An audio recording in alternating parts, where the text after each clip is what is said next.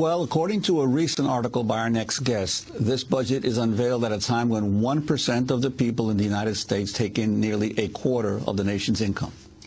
Of the 1%, by the 1%, for the 1%. That's the title of an article by Joe Stiglitz appearing in this month's issue of Vanity Fair. The piece discusses growing inequalities in the United States. Joseph Stiglitz is a Nobel Prize-winning economist, professor at Columbia University, author of numerous books, most recently Freefall, America, Free Markets, and the Sinking of the World Economy. Welcome to Democracy Now! Nice to be here. Of the 1%, by the 1%, for the 1%. Explain. Well, the point is that there has been this growing inequality, not only in income, but actually the inequality of wealth is even much greater. There's a shrinking of opportunity. It's not just that the people at the top are getting richer. If they were getting richer because they were contributing more to our society and everybody else was doing well, that'd be one thing.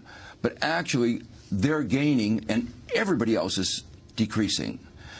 In fact, right now, it's not just the bottom, but even the median income, half above, half below, are poorer today than they were more than a decade ago.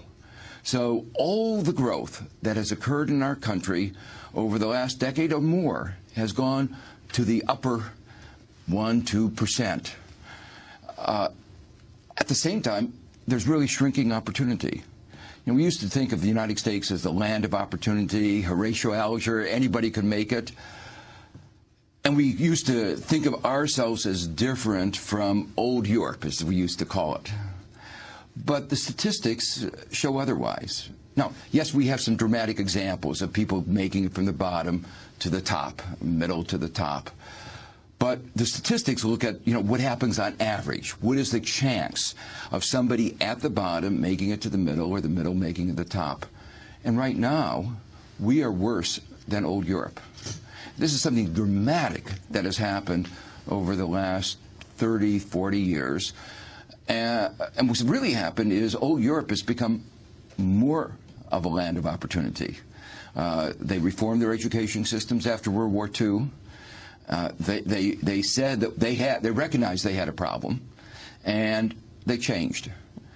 Meanwhile, in the United States, we've wound up with a more fractionated society, one where move more to a private education system, where those who have money can get a really first-class education, but the average American is not.